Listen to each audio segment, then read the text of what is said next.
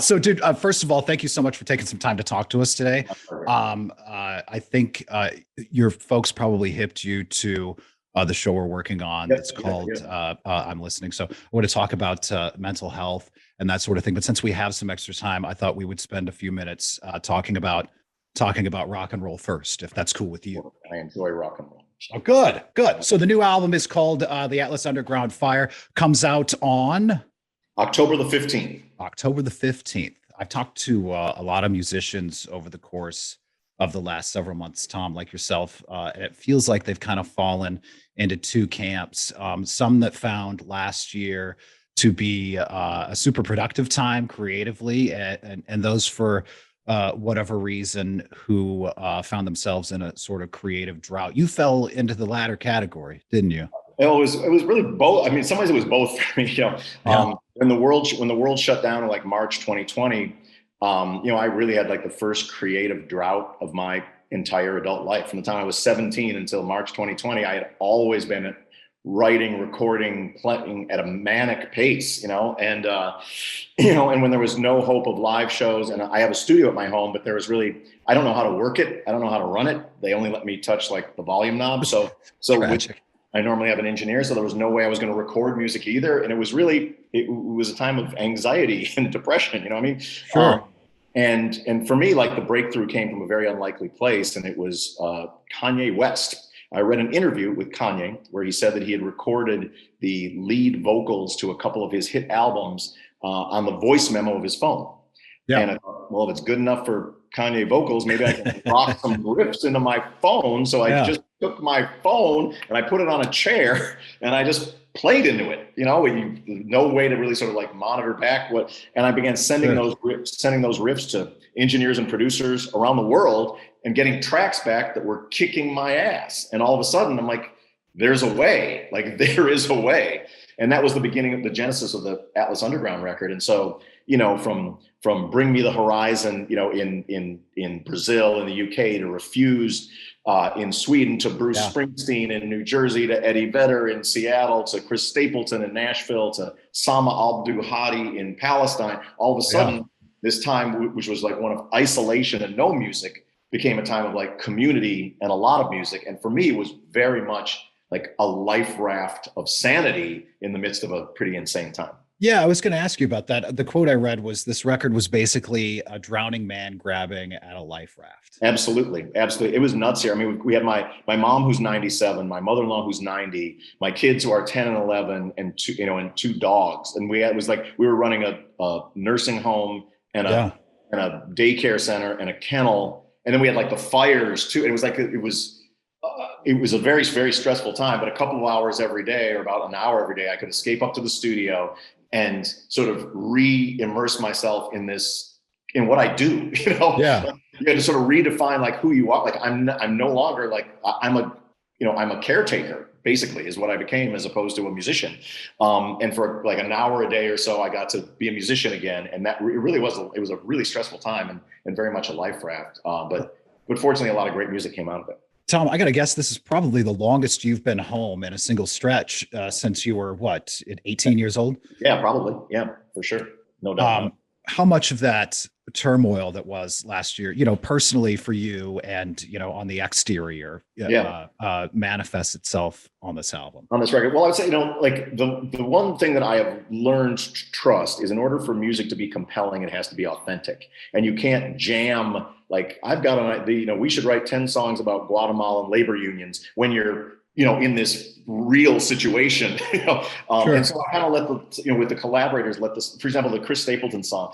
I met Chris Stapleton at the Chris Cornell Memorial concert. He reminds me in some ways of Chris Cornell. But we got on a FaceTime to just write songs together. We spent the first maybe 2.5 hours just talking about, how do you feel about this? And there were a lot of analogous feelings of, sort of keeping your family alive and sane. And that song, "The War Inside," sort of came from that. Bring Me the Horizon," on the other hand, that was sort of the opposite end of the spectrum. Is like, when things are dire, when things are you could either sink into depression, or you could just lose your mind in kind of a blinding apocalypse of dangerous Yeah. party. you know. And so I wanted the song, there are of course your protest anthems like Hold the Line with Grandson and the Achilles List with Damian Marley, but I wanted the song to be reflective of the reality of when it was made. Were there some positives though that came out of? Well, first of all, it sounds like making this album was therapeutic for you in a lot. At 100%. I mean, it was exclusively therapeutic. You know, more than it was artistic. It was right. It really was a lifeline, like a way of sort of hanging on. You know, I've identified as a guitarist and a musician, as an artist since I was a teenager, and I wasn't that anymore. And it was a way of like, here's a way to be that, at least for part of the day. You know, and one of the sort of the quintessential moments on the record is the cover of AC/DC's Highway to Hell with Bruce Springsteen and Eddie Vedder, and sort of, you know, connecting with those old friends, even though we were in very different places, you know, to make something we were really, I mean, that's, you know, I've heard, you know, I've done a number of interviews today and people are like, how dare you cover it? Like we have a very long history with that song. Like for 6 years, I was, you know, on and off a member of the E Street Band, and we were playing in Perth, Australia, the home of Bon Scott. And I went to go pay my respects to his grave in the Perth cemetery about 11:30 at night. Couldn't find the grave. I'm looking around there about an hour. Out of the distance comes like a motorbike, like a little light on a motorbike come, and there's a guy, like we're the two people in the cemetery. There's a guy, like an overweight guy with a German army helmet and a shirt that says, "I don't give a shit, but if I did, you're the one I'd give it to." And I'm like, that guy's going to know where Bon Scott's grave is. Either that or he's going to beat your ass. Yeah, so it was the former. And sure enough, so I pay my respects. I go back to the hotel bar, and Bruce is there. I'm like, Bruce, do you think that there's any way that the E Street Band and AC/DC might overlap? And he's like, maybe. So over the course of the next few sound checks, we worked up Highway to Hell, and then we were playing a huge soccer stadium in Melbourne. You know, and Eddie Vedder was in town. He was on a solo tour, one of his solo tours. He was at the show. So I knock on Bruce's door. I'm like, Bruce, I got an idea. We're in Australia, the home where AC/DC is king. We are in Australia where Highway to Hell is like the unofficial national anthem of the country. What if we open the show with Highway to Hell with Eddie Vedder? And he was like, that sounds like a good idea. So we did. And it was a apex moment in the history of live rock and roll. People lost their shit. Yeah. As much as you could ever lose your mind in a show. And so as I was finishing this record, I've got all these like amazing young artists that have kind of pushed and pulled my guitar playing. I was like, I need my bros, and I need a historic moment of like one of the greatest rock and roll songs of all time, sung by two of the greatest rock and roll singers of all time. You sound like this album, you know, besides being therapeutic, made you appreciate your musicianship more. Is that fair? It just feels a little more profound because of, you know, what you were going through at the time? I think so. And it's like the process helps determine.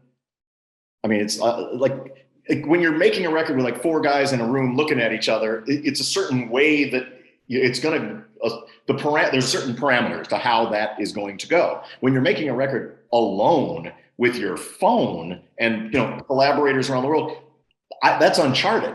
I don't know how that goes. So it felt like liberating in a way that I don't have to write and record in any way that I have before, and be really open. And normally I'm like pretty type A when it comes to, but I'm like we're just see where this goes. Like this song with Chris Stapleton, let's see where that goes. This song with Sama Abdul Hadi, I don't know where that's going to go, but I do. There's one song on the record I did with Mike Posner called Naraka. Naraka is the Hindu word for like hell, like the place where lost souls go. Between the beginning of recording that song and the end of recording that song, he summited Mount Everest. I was going to ask you what with the Everest story with them. He summited Mount Everest, so, you know, some of those vocals were recorded at 25,000 feet in Nepal. Amazing. You know, and with Sama, she was recording that song when Israel was bombing Palestine. So it's like these, even though I'm in one man in one studio in Los Angeles, the record had a real like sort of global connection, which to me, you know, both was exciting artistically, but also, like I said, was very much a lifeline. Is it difficult not to have that immediate feedback? You talk about, being in a room with people writing as opposed Yeah. to, sending stuff around the way. Is it tough to not have just those sounding I would boards say that, there? I mean, I've always considered myself pretty adaptable. And I'm like, this is what I've got. So I'm going to make music with this. And and letting go of a notion of how it should be. And let's figure out what it can be, Yeah. it's very freeing in a way. And the process was very different. So like with the first song on the record, Harlem Hellfire, or even like the Bring Me the Horizon song or the Fantagram song, like I would just go up there and go like, today I'm going to work on the Fantagram song. So I would just record a bunch of different riffs, a bunch of different licks, a bunch of different sounds, no attachment to any of it. And then send it to Josh, who's the Fantagram, the producer, and kind of go, what do you think? And then he would pick and choose from that kind of grocery list of stuff in a way that was like really like letting go. And then he would send that back to me. I could play on that again. And so it was a really like liberating way of making music where the guiding force of it is my electric guitar, but it took a lot of unexpected twists. And like, I love being a solo artist because you have a purity of vision. Sure. But I love being in a band because you get the chemistry and of other musicians, and you create stuff that you never could on your own. And this record really has both. Do you think this has changed how you'll record from here on out?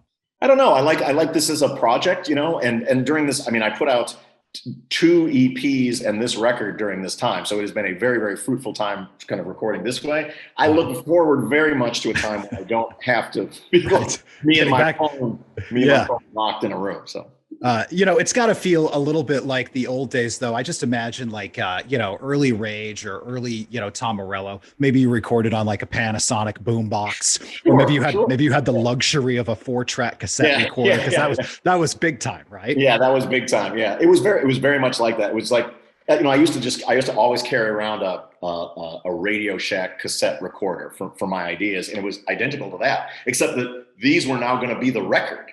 Right. It's not like here's an idea that will one day be the record. I recorded my phone. That's the record. Right. And it didn't sound like shit on a cassette. Yeah, exactly. Yeah.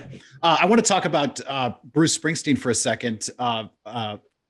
First, did you listen to the podcast he did with President Obama, and what your thoughts were of it? I did not. Okay. I don't. I mean, I have thoughts in general about both those gentlemen and their histories, sure. but I don't.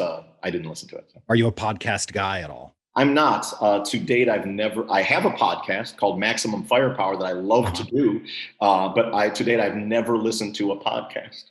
Not even my own. I just do not them. Even your. Send them out in the world. Let the chips fall where they may.